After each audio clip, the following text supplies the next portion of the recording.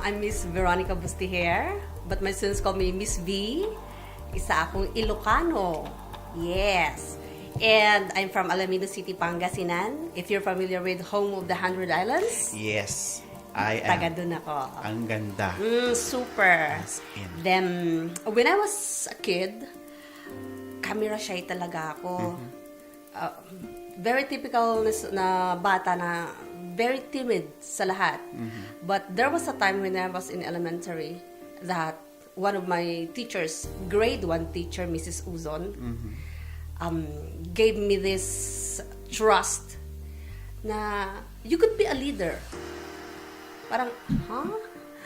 Ako na very, very shy, very timid student na pwedeng magka-award ng most behaved dahil hindi nagsasalita, only for recitation, na I'm very vocal. Aside from that, wala talaga, very shy.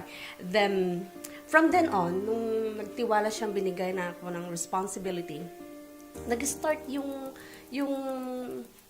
alam mo yung sa puso ko na, kung kaya pala ng isang teacher ang mag-build ng from very shy, very timid kid to someone na, alam mo yung bringing the most out of you, bakit hindi ko rin kayang gawin?